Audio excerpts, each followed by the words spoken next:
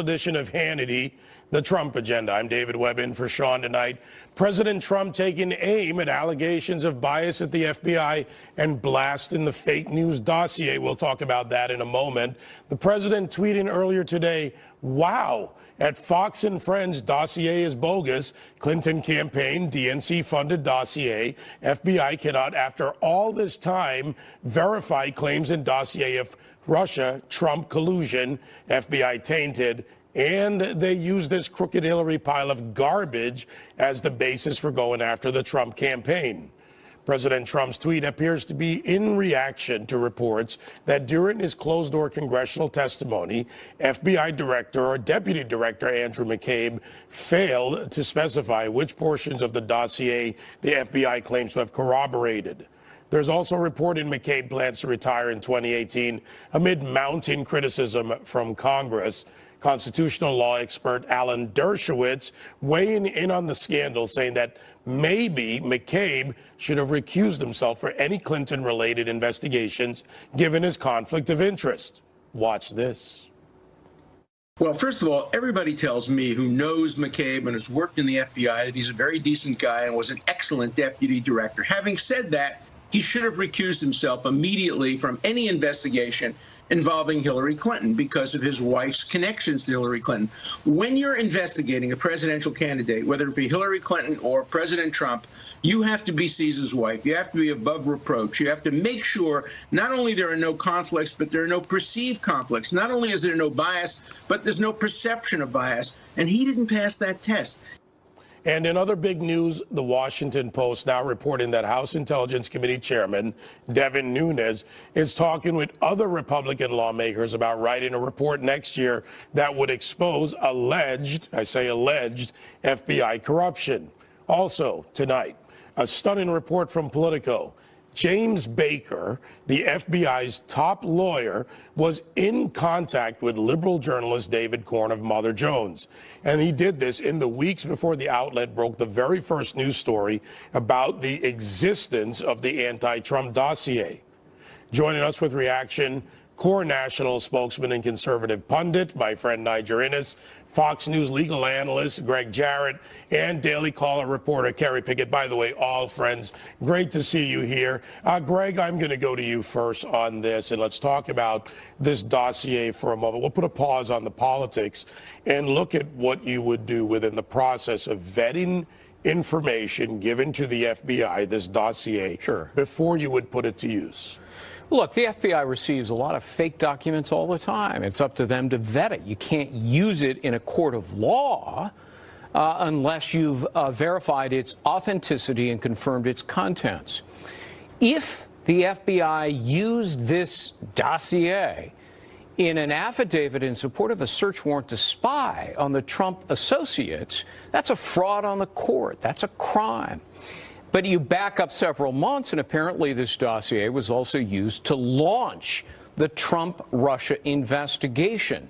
And they apparently did little or nothing in the way of verifying its contents. So think about this. Funded by Hillary Clinton's campaign and the Democratic National Committee, which, by the way, is a crime under the Federal Election Campaign Act, they used this document to then spy and launch an investigation on Hillary Clinton's political opponent. It's beyond the pale of criminal negligence. And some of the people who did this, including perhaps Comey, McCabe, James Baker, Peter Strzok, and others, should be held accountable criminally if appropriate. All right, Greg, you're talking about this legal aspect, and the process is important. Kerry, the process, however, on the Hill is a little different. You're down there every day talking to the congressmen and senators. So the political aspect of this comes into play. Given what Greg just said, given that Comey admitted that he leaked information, which also is an issue that you've talked about before, Greg, what about the dossier and the use of this in the congressional point of view? Well, what's interesting here, David, is that anytime I have gone to the Hill and spoken to the lawmakers that are leading these investigations, whether in the Senate or on the House side, you've had Democrats, for example, who have been preparing almost for, and they will never say this publicly, but they've been essentially preparing for what could be an impeachment. Because anytime I have gone up to them and asked them, well, what about the conflict of interest here? What about the Podesta group? What about the issue that the dossier is not verified? The answers have always been, I haven't heard about that yet, or that's not important. On the Republican side, however, you go up to them and say, well, what about, say, the Donald Trump Jr. emails and so on and so forth? They've been more on the defensive, looking to say what can they do to defend Donald Trump to make sure that he doesn't get impeached. And remember, how did this start? This started off with, oh, my goodness, the Russians ended up meddling in our elections. We have come so far from that, David. All right, so that's the Hill view, the legal view. Now turning to Niger Innes, our friend out there in Las Vegas. Big gambling out of Democrat quarters, Niger. Kind of fits your town of Las Vegas. But the media has been carrying this, be it Greg's points about the legal aspect of this. We've talked about the process here, I think, more than I've seen on most media, and Greg explained that. Kerry looks at it at the Hill and what they're proposing. What about the media's handling of this? The media, the establishment media, outside, of course, of Fox News, which I actually don't consider to be establishment, has been egregious in their silence. The Washington Post has this on the masthead, democracy dies in darkness. Well, no, actually, democracy died in darkness with the creation of this dossier. You know, for these never-Trumpers out there and these left-wing folk that hate Trump and suffer from Trump derangement syndrome, I just want them to think about this hypothetical analogy. All right, it's 2008. We all jumped into a time machine. It's 2008. And the John McCain for President campaign prepares a dossier using a former British spy and using intelligence gathered on Senator Obama by Israeli intelligence. That information, that dossier then, is passed off to the Bush Justice Department and/or FBI, and they use this dossier to not only wiretap Senator Obama, but to launch an investigation on Senator Obama. The outrage would be deafening. They would be calling for John McCain to not only be impeached, but be given the death penalty. And so the deafening silence by the establishment media, and the fact is, it's more than deafening silence. They are actually going along with the talking points on supposed Russian collusion based on a dossier, and their entire case is built on a house of cards. All right, so, we'll stay on the facts here, Greg. Let me go back to you on this. And, who can be charged? Because in the end, whether it's the scenario that Niger used, which is a scenario, or the reality, more to the reality of what's happening now. You talk about how you cannot produce fraudulent documents to a court. Right. A judge can hold you in contempt. Who can be charged in this scenario, in your opinion? Well, you can start with the people who appear to have exonerated Hillary Clinton for political purposes. That would be obstruction of justice. If that involved Peter Strzok, who apparently changed the critical wording in the exoneration statement, you might also include McCabe as well as James Baker. We just don't know. Congress needs to get to the bottom of it. Wish there were a second special counsel to investigate Clinton, Comey, Lynch, McCabe, Baker, Strzok. Then you have John Orr, his wife, who worked for Fusion. Bruce Orr, yeah. Bruce Orr, rather, his wife. You've got Andrew Weissman. There's a cacophony of problems here in the sound that's coming out. Which is exactly why you need a second special counsel. I'm not sure that Jeff Sessions of the Department of Justice, with so many Obama holdovers still there, is capable of actually conducting a fair, objective, neutral investigation. I think there needs to be a second special counsel, and there's more than enough reason and evidence to demand one. All right, Kerry, so, we don't need the Constitution explained anymore, at least not on this show. Sure. To the audience, about what it takes for impeachment. But you were talking about charges, potential charges, or an idea of who could be charged, and back to Washington, D.C. and impeachment and the politics of this. We're ending the year and starting a new year. Is this going to change for the Democrats in Washington? I got to tell you, as far as a special counsel being called, right now you already have members of Congress calling for an investigation into the corruption right now in the DOJ into the FBI, looking to purge the problems going on over at the FBI. So I just can't see a special counsel or second special counsel being called right now. Except the problem is you can't investigate yourself. The FBI is a division of the Department of Justice, and if the corruption extended beyond the FBI into the Department of Justice, with so many people still there, you can't trust them to investigate themselves, which is why I've long argued for a second special counsel. And in fact, members of the House Judiciary Committee have sent a letter to the Attorney General demanding a second special counsel just for this. Something that Darrell Issa actually has called for as well. Yes. All right, so let's bring Niger back in this. Again, Niger, big gamble for the Democrats. You're hearing your fellow panelists talk about this legal perspective, political perspective. But, you know, if they were to go to a special counsel, and given the IG's reports that have come out, do you think a special counsel brings us there, or does it prolong and delay the process and the constant back and forth partisan politics, which by the way, hinders the president's agenda? If you have a choice of firing Robert Mueller and ending that special counsel as opposed to bringing on a second special counsel, I lean heavily towards bringing on the second special counsel. Look, Mueller and the Democrats are not going to stop with this investigation. A person recently said, I forget who the commentator said it is merely just the beginning of or the end of the beginning. So I think this is what Mueller's investigation is going to continue.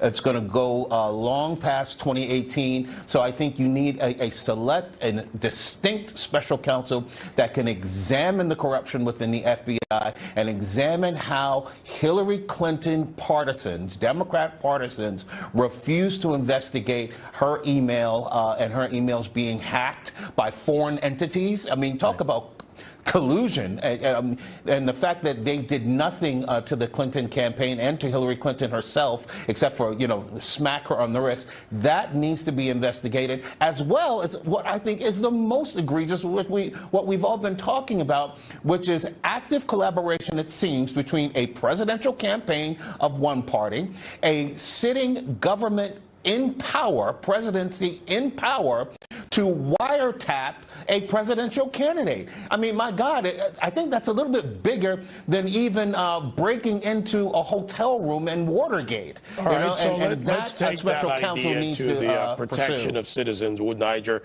and we're going to go around the table on this one for about 30 seconds each.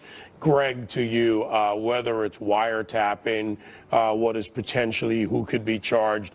When it comes to special counsel, is there anything that can be done prior to that? Is there anything that the Inspector General can do within the FBI or the whistleblower issue, which is on the table, to actually bring this out? The Inspector General can only make findings, which can turn into a referral for prosecution, but generally they don't do it. The problem with the IG is they're rather toothless, always have been. It's a historical fact. What you need is a prosecutor. And again, I don't think there are people that I would have confidence in the Department of Justice to ferret out criminality among themselves or the FBI. So, Kerry, is there anyone on both sides sitting down there in D.C. that you hear from that you say, you know what, they would lead a straightforward investigation into this, a finding of fact, as Greg talks about? David, as far as I can see right now, that they are simply looking to circle the wagons of their own parties. In this case, Republicans looking to protect Trump and Democrats looking to go after Trump. That's all that's going on right now. All right, we've got to pause it there, but never a pause for our friends right here.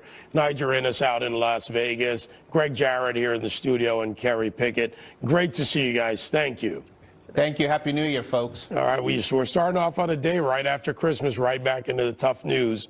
Coming up, President Trump, he's having a very successful year in office, but you wouldn't know that if you only listen to liberal mainstream media. We'll show you some of the most extreme, and I do mean extreme, examples of liberal media bias. Stay with us as this special edition of Hannity continues. Fox News Channel is bringing you Hannity. You know, 2017 has been a very productive year for President Trump. Capped off this month after he signed that massive historic tax cut into law. Of course, tax reform is not the president's only major accomplishment. He successfully appointed a qualified originalist to the Supreme Court. He's rolled back dozens of Obama-era regulations. He's cleared the way for completion of the Keystone XL pipeline and so much more. But if you watch the mainstream media, you'd probably have a very different and a skewed picture of the Trump presidency. Let's take a look at some of the worst moments. Yeah, I said worst moments over the past year.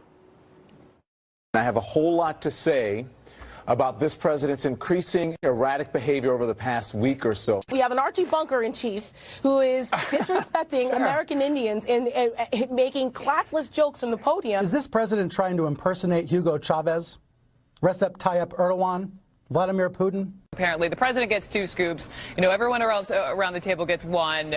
And no word if there were sprinkles. At the dessert course, he gets 2 scoops of vanilla ice cream with his chocolate cream pie instead of the single scoop for everyone else. He's gained weight, according to these sources. He doesn't trust people around him. He's withdrawing. Not a good picture. He's a racist. Okay? He came proverbially as close as you could possibly come to shouting in a rally the N-word. That's what he did down there. Donald Trump, again, being a schmuck. He looked like a thug. He looked like a goon. You look at the handshake. You look at this. Just what a thug. And you have somebody inside the White House that the New York Daily News says is mentally unfit, that people close to him say is mentally unfit, that people close to him during the campaign told me had early stages of dementia. I mean, amazing. What you saw is not just a mirage. In fact, according to a study from the Media Research Center, 91% of Trump-related coverage from ABC, CBS, and NBC's evening newscasts has been negative. And despite all of this, the Trump agenda is moving forward, and an Obamacare repeal and replace, well, that could be next. Joining us now, Republican strategist Noel Nickpour, Fox News contributors Ellen Ratner and Deneen Borelli. Ladies, great to see you all. A very belated Merry Christmas to you, Ellen and Noel. I've seen Deneen enough in the last week. Hey, David. You know, I got to tell you something, Ellen. I'm going to go to you first on this. You and I have done a lot of analysis over the years together. Where was the policy disagreement with Donald Trump in what we just played for the audience? Well, first of all, I think that you're not showing what he tweeted out when he goes after people. I think that, you know, he's supporting the economy, but a lot of those rules and regulations and policies were under Barack Obama. And I think that you were not talking at all about our standing in the world community. And I know you think these people say terrible things, but they probably said, the right wing probably said terrible things about Barack Obama, but Ellen, too. My question was, where was the policy disagreement in there? And I've watched a ton of this. Come on, you and I know this. I watch this daily. I'm fine with policy disagreements. I don't like the ad hominem attacks. I don't either, actually, believe it or not. I think that when you attack somebody and you say the kinds of things that are said, that's not appropriate. There's plenty that I disagree with President Trump about, and it has to do with policy. All right, so Noel, let's bring you in on this. You're a Republican strategist. From the strategy point, does this help the Democrats? And if so, how? With this constant left-wing barrage on Trump's character, on ad hominem attacks, rather than pointing out policy failures, when I just read a list of accomplishments that are campaign promises he made, he kept, whether you agree or disagree with them, anyone out there, he's kept his promise. Right. And you know what? They just will not let President Trump have a victory lap, no matter what. And you know what? You know, Trump really did do this. What he said is what he fulfilled. He fulfilled promises, unlike what President Obama did, which is he got health care through, but it was riddled with low enrollment. You couldn't keep your own doctor. And then now the premium increase is what we're dealing with. And President Trump, when he campaigned on creating jobs, you can check that off. He's about to put money in middle-class Americans' pockets. You can check that off. So he's fulfilling his promises. And what he gets from mainstream media is constant negative. And I think that's a lot of the reason why Donald Trump has to tweet, so he can get his own message out there, because it's been negated so much from mainstream media. All right, Deneen Borelli's here in the studio with me. Deneen, I asked Noel about how this helps the Democrats. On the other side, the Republicans and the Republican messaging, the president's successes. There have been a number of successes. They're not the sexy stories. They don't get the headlines, the tweets. I even agree with Ellen that the back and forth off policy is not healthy. But where do the Republicans take this next? How do they tout changes in GDP? Expansion of the economy? How do they do this effectively and sell it even to the underserved communities, no matter what ethnicity they are? Well, the Republicans need to do that. They need to take that message out there to Americans, to all Americans. I think it's great when President Trump goes out and does a rally for the people, making that FaceTime with Americans, because Americans want to hear from the president. They want to know what's going on with the agenda, and he is delivering on his promises, and that's what the media does not like. The media cannot control President Trump. He is able to go around them. He's called them out how many times? Numerous times. Fake news, very fake news, because the media refuses to talk about his accomplishments that he has been able to make in 1 year, and that is going to help turn Americans' lives around. From tax cuts, lower regulations, these are the issues, the policies that he ran on, that he talked about, and how it's going to be America first and the forgotten men and women. That's what he's putting first. All right, so let's go back to Ellen Ratner. And Ellen, you've been in the media business a long time. You and I have watched and analyzed campaigns, and we look at what's coming ahead and what they can use. What can the left use effectively if the economy continues to expand? The third quarter over 3.3% growth, the market's at highs, home mortgage insurance interest or home mortgage interest growing 18-year highs, constant changes, and all on the upswing since the president was elected and since he was installed. Well, first of all, I think that we have to look over the long term and to see if his policies really work.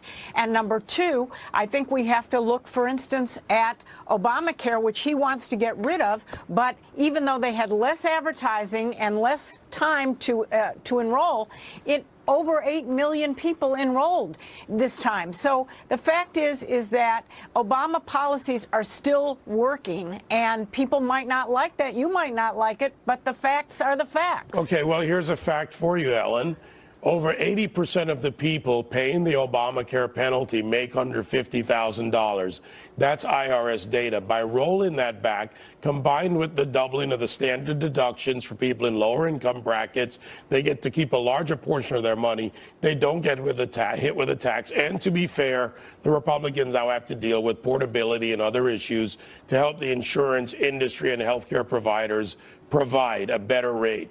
So if that's the Obamacare working when premiums are going up 200%, 300% almost in Arizona, when there are rate hikes requested for next year by insurance companies starting as low as 25 up to 60%, how are those policies going to be, how are they going to use them as Democrats when people are looking at the reality of what they pay?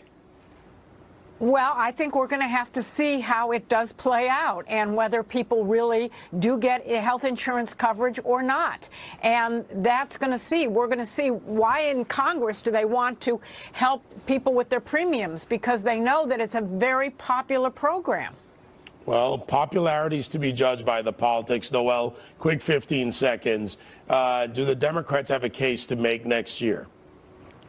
You know what? Here's what I think. I think that it's how can they be critical if they weren't part of the process? And I really resent the fact that the Democrats are very upset about a lot of the policies that we're getting through, or Trump's getting through, when they did not participate, and they don't want to participate in the process. And when we come up on health care and we're going to do that, they need to have a seat at the table, or they can't complain the next time around. Deneen, real quick, are the Democrats going to play ball with the Republicans, or is it going to be Schumer crying and Pelosi beating him up with Armageddon? Well, unfortunately, the Republicans didn't rip Obama Obamacare out from the roots, and now they own it. So the left is clearly going to blame Republicans for the failures that are to come. As we've seen, the rates have gone up. People have lost their health insurance, or they just can't afford it. Republicans will be blamed for it, and the Democrats are just going to sit back and watch. They didn't help on tax reform. Well, the Republicans better sell success well. That's what I have to say on that. Ladies, thank you very much. Up next on the special edition of Hannity, the Trump administration and Ambassador Nikki Haley. She's doing a great job at the UN. They're taking an axe to the United Nations operating budget. We'll tell you how much they're cutting and why it is sending a major message to the UN that should not be ignored. Ambassador John Bolton and Dr. Bill Parker weigh in. That and more on this special edition of Hannity, continuing next. Hannity, President Trump's America First agenda in full effect. Get this. After the United States negotiated a $285 million cut to the United Nations bloated budget. Of course, this comes as President Trump and U.S. Ambassador Nikki Haley blasted, and I mean blasted, the UN General Assembly for holding a vote to rebuke the United States' decision to move its embassy in Israel to Jerusalem. Watch this. The United States will remember this day in which it was singled out for attack in the General Assembly for the very act of exercising our right as a sovereign nation. We will remember it when we are called upon to once again make the world's largest contribution to the United Nations. And we will remember it when so many countries come calling on us, as they so often do, to pay even more and to use our influence for their benefit. The United States, the people that live here are great citizens that love this country. They're tired of this country being taken advantage of, and we're not going to be taken advantage of any longer. By the way, as an added note, Guatemala now announcing that they will move their embassy into Jerusalem as well. So I wonder when the vote's coming up in the UN on that. In the wake of their anti-Israel, anti-American positions, and with the U.S. contributing more, and I say more, to the UN's budget than any other nation, should the Trump administration take even more financial steps to put them on notice? Joining us now, former United States Ambassador to the United Nations and Fox News contributor John Bolton, as well as COO of the East-West Institute and a retired U.S. naval officer, Dr. Bill Parker, who, by the way, author of a great book that I have on my shelf and I read, Guaranteeing America's Security in the 21st Century. You two gentlemen have been at work, whether in the military, in the ambassadorial corps, and in administrations doing this job. First to you, Ambassador Bolton. Great to see you again. I know where you stand on this, but I want to hear it from you. I think I know where you stand on this. What about this cut, and what is it really, and what does it mean? Well, this particular cut was baked in the cake before the Jerusalem vote, but certainly it's worthwhile to get the budget lower even by that amount. But I think it provides the Trump administration with an excellent pivot point to look at the larger question of what elements of the UN system are functioning successfully and what are not, and to move away from the system of international taxation, in effect, that we're under now, where, as you say, we pay 22% of the regular budget, 28% of the even larger peacekeeping budget, and just decide that we're going to contribute voluntarily to what we think works, and either substantially reduce or zero out of those programs and offices that we don't think work. Now, this would be like a tsunami through the UN system, but if we could carry through with it, it would actually make it more efficient and more effective. All right, now there's an ambassador I know. He might have been on this show with us, or he might even be here now, Dr. Parker, who said that sometimes in diplomacy, your choices aren't that good. I'm using the cleaned up version of this. Do you think this sends a signal to the United Nations? Look, the United Nations is a very important body. There's no doubt about that. Very important. But at the end of the day, efficiency and effectiveness matters. And the reality is, as Ambassador Bolton just pointed out, 22% of that total funding came from the United States, or 9% came from Japan, and 8% came from China, and the rest are much smaller. So to say we need to get more efficient and more effective, I think is spot on. We do need to take a good hard look at that. But we also need to realize how important the United Nations is to the overall body of the globe. All right, so Ambassador Bolton, as I mentioned, Guatemala now, they're announcing, and other nations are indicating they may do this, in moving their embassies to Jerusalem. Is there another story here? Have you discerned anything from this? Well, look, the government of Israel has been working on this for some time, and I'm sure they're going to try and take advantage of it. I think other countries may make that decision as well. I think the president's biggest problem, having recognized Jerusalem as the capital of Israel, his biggest problem in moving the U.S. embassy is going to be at the U.S. State Department, where they just don't like this idea one little bit. And I think the president's a real estate executive. He knows how to get things built. My advice to him would be to move forward, select the site, do the planning, and start turning dirt as soon as possible. That, in effect, I think would really induce other countries to look at moving into West Jerusalem, which is where all of them would be, without prejudice to the ultimate outcome of the peace negotiations. You know, on the other side of this, Dr. Parker, Turkey has announced that they are also going to move their consulate, I believe is what they call it, to Jerusalem, and this is their connection to Palestine. Does that indicate anything about the geopolitical or the regional political issues? It indicates that this is a complex environment, and it's not going to get any easier anytime soon. When you look at the Sunni-Shia issues around the globe, when you look at what's going on in the Middle East right now, that's not going to change. So the reality is that the complexities are there, and you're going to continue to see countries decide whether or not they want to move their embassies to Jerusalem, or they want to keep them in other places. All right, gentlemen, let's bring this together, because another issue on the table, North Korea, and that has been, we've seen a seed change in years, decades-long policy, at least since the 90s, in how we deal with North Korea. First to you, Ambassador Bolton. Russia now saying, and this came out of the news this morning, they're willing to be the broker of a deal between U.S. and North Korea. But from the historical track, what do we see, and where are we now with North Korea? Could Russia play a role?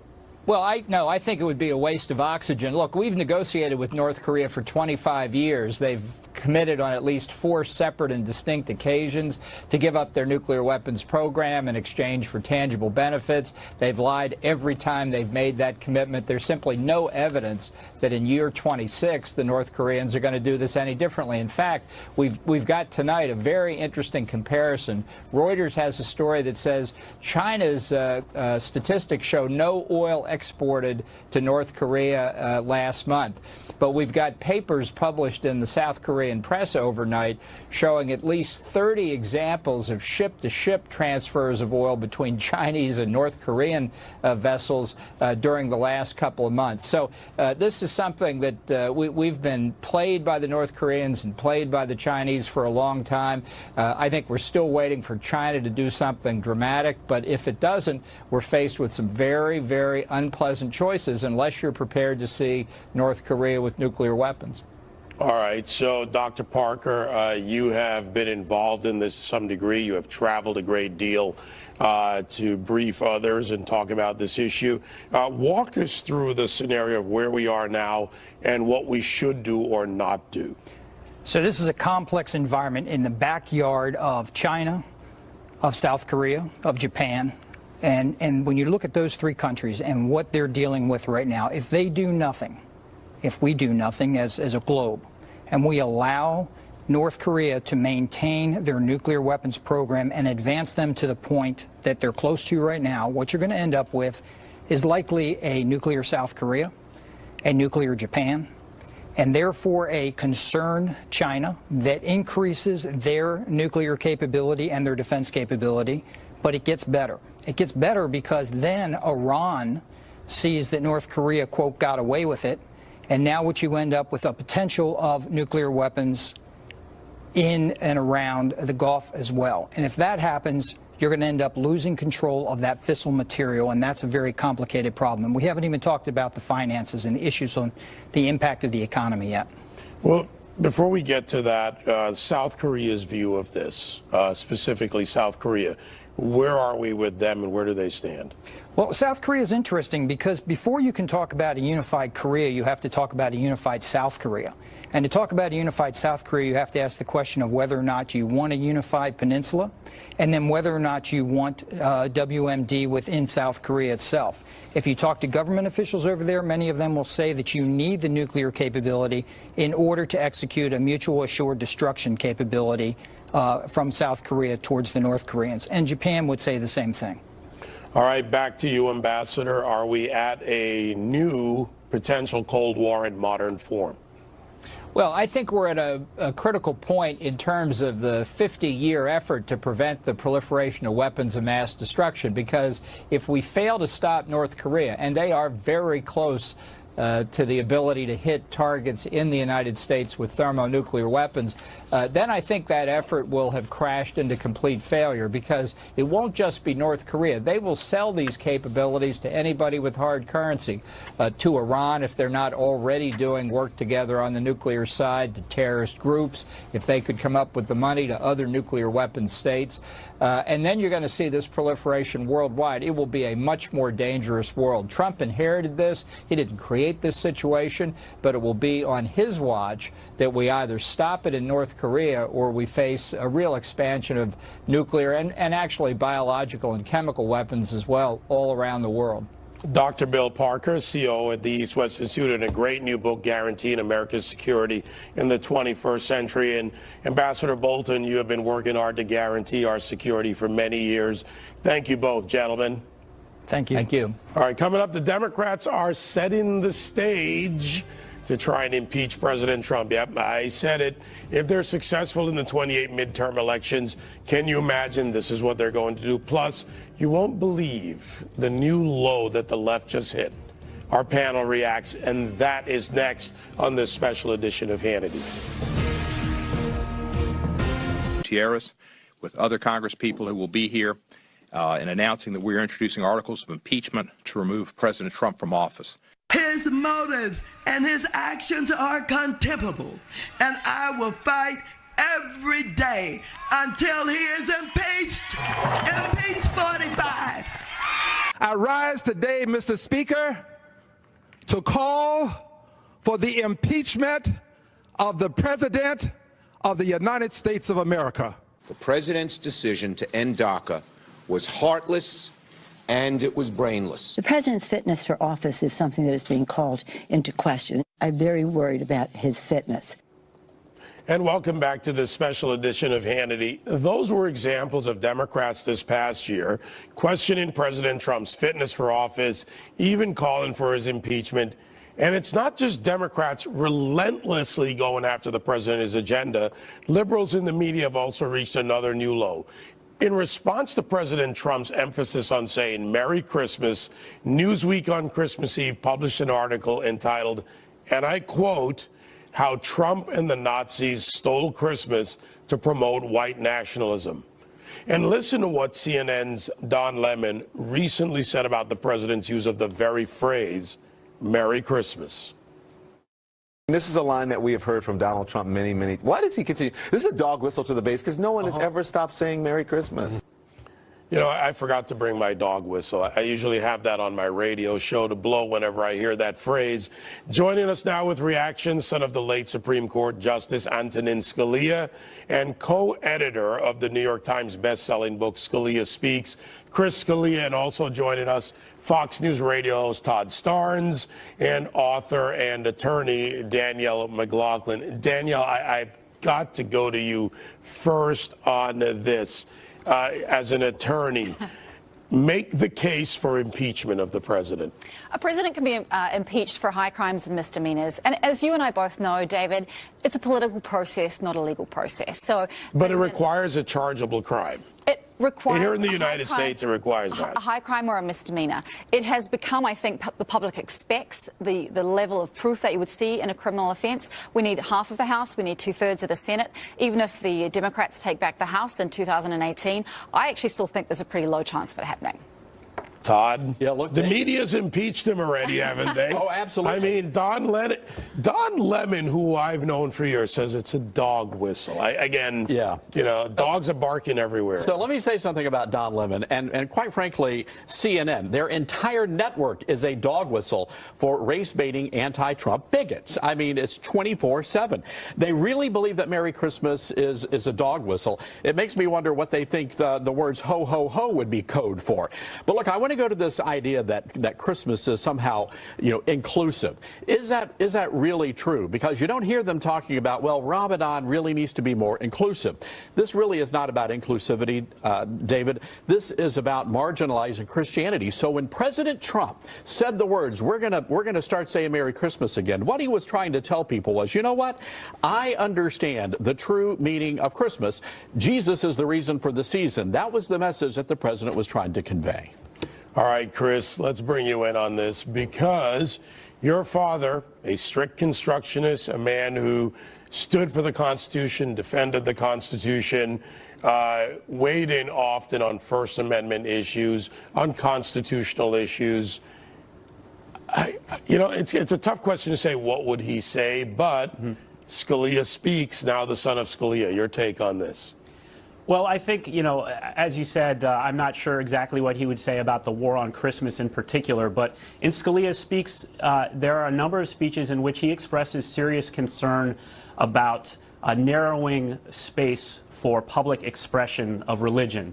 As my father saw it, he was an originalist, and he believed that the Constitution should be interpreted according to its original public meaning. And it was pretty clear to him that according to that original public meaning and tradition, and early practices in America, that it was totally okay for politicians and people in the public square to make religious statements and expressions. And my father was concerned that that understanding was changing and the room for for expressions of religion in the public square was getting smaller and smaller, in no small part because of the Supreme Court's own opinions with which he often disagreed on in that front. All right, so Danielle, looking at this from what Chris just said, and, whether you like the speech or don't like the speech, whether it's tweeted a certain way or offensive to some, this is part of what makes America great. That hate is protection speech, offensive speech or offense is not required or liked, but that doesn't rise to impeachment of a president. It may be an impeachment of character, according to some who disagree with him, but the Democrats are not making a good case here the way I see it. No, and I know that you're a supporter of the president, and for many people who are, this is just political. But I'm a supporter noise. of the Constitution. No, first. and I absolutely am and as statements well. that violate the principles of which the Constitution stands and exists and is written for. I think that's beneath, or I would think it would be beneath, our political, in this case, the president's opponents in Washington. Sure. The only speech actually that the president could get impeached for is obstruction of justice. If there was a conversation that he had to shut down an investigation into him or others associated with the Russia investigation, that is actually speech that is not protected under the Constitution. So that is fundamentally speech that could be impeachable. All right, Todd, you podcast. I love your podcast, by the way. Thank you. And you talk about this a lot. Free speech, Todd. And you and I have done it on my show, on your shows. I don't care what it is. I don't want to shut down anyone's right to do it, whether I agree or not. Is the left effectively shutting down free speech? Did free speech die at Berkeley in 2017? I think it did. And we're in a very dangerous place in this country right now, David, because now the left says any speech we disagree with, well, we're going to make that hate speech. I want to go back to this idea that the Democrats are going to do whatever it takes to impeach the president. I believe that. We know that under the Obama administration, they weaponized the Internal Revenue Service. They weaponized the Department of Education. They investigated James Rosen, Sharyl Attkisson. That's right. I mean, this was an administration and a government going after individuals. They went after Billy Graham, America's pastor, for crying out loud. So do I think it's possible that they may have weaponized the FBI in addition to all of that? Absolutely, I do. All right, Chris, back to you. And I want to bring something into this as a point of personal pride that I got to meet your father over a number of times. I think we have a picture of the two of us together at the White House Correspondents' Dinner. And, you know, the Scalia Speaks, when the book came out, a great way to kind of put his voice into the conversation. Just give you a few seconds here to talk about that. It's a collection of speeches that my father delivered over the course of his career. My co-editor Ed Whalen and I really wanted to make this interesting and accessible to really every American interested in the law or in my father, not just lawyers or legal scholars. So there are plenty of speeches about the law, but there are speeches about sports, about hunting, about the values that Americans hold dear, about what makes an American, that it's about sharing certain values and beliefs in freedom and equality. So it gives a picture of my father as a man in full, not just a justice. All right, Chris, I got to stop you there because we're up against a hard break, but thank you, Danielle, Todd. Great to see you. More of this special edition of Hannity after the break. Stay with us.